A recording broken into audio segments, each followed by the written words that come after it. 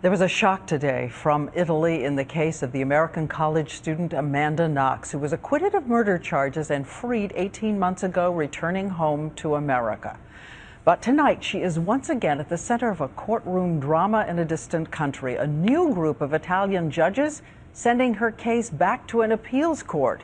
So what is next for the young woman who has lived at the center of this storm? ABC's Lama Hassan is in Rome.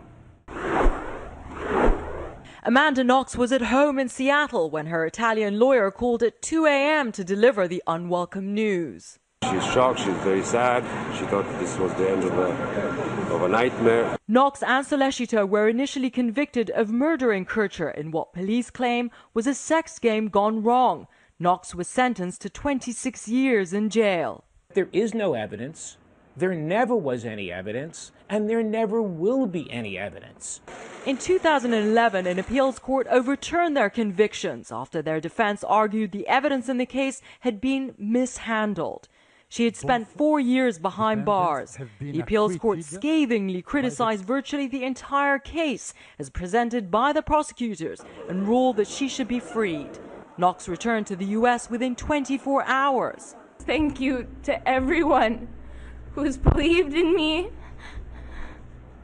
who's defended me, who's supported my family. She has spent the last 18 months in Seattle, studying creative writing at the University of Washington. She has a new boyfriend and has spent the last year writing a book about her ordeal. Today, she said she was sad about the painful news. Although the victim's family tearfully welcomed today's decision, the Supreme Court bases their ruling solely on whether or not Italian legal code was followed, not the specifics of the evidence or the witnesses. The Knox family says they will continue to fight with their legal battle, quote, with our heads held high in the face of wrongful accusations. Italy does have an extradition treaty with the U.S., but it would take years of legal wrangling. Prosecutors here say they are convinced of Amanda and Raffaele's guilt, and they will not give up.